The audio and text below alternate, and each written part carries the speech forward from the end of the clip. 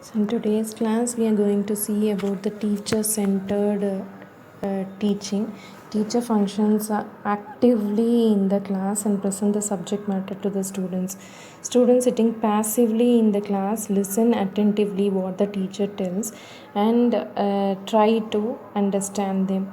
So classroom communication, it is mostly one way in case of teacher-centered teaching. Students receive the subject content, internalize them, retrieve them as and when required.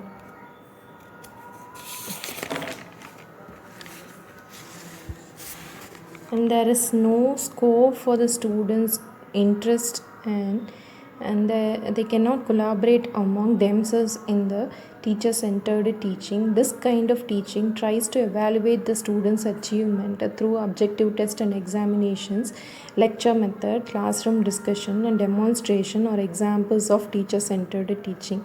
Now we are going to see about the advantages of teacher-centered teaching. In the classroom, activities will be under full control of the teacher. The classroom will be quiet and function in an orderly way.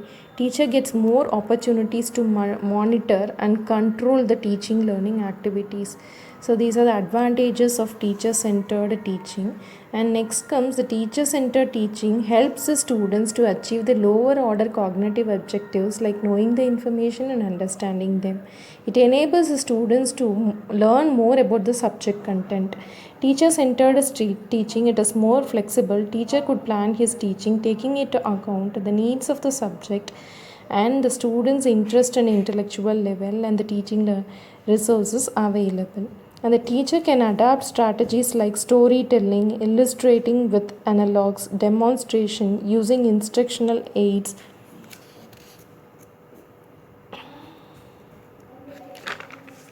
and putting the questions intermittently to increase the effectiveness of teaching.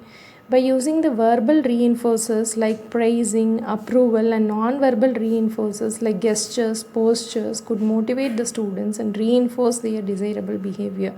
Teachers' charismatic personality and the fluent language stimulate the students to learn with enthusiasm.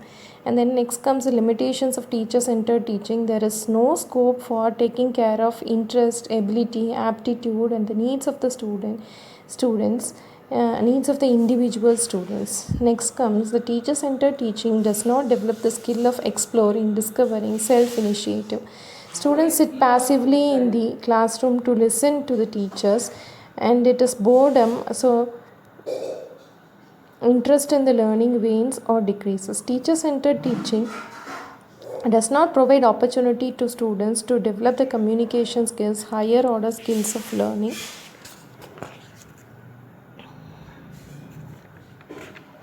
So today we have seen about the teacher-centered teaching and its advantages and its limitations. In the next class, we'll see about the student-centered teaching.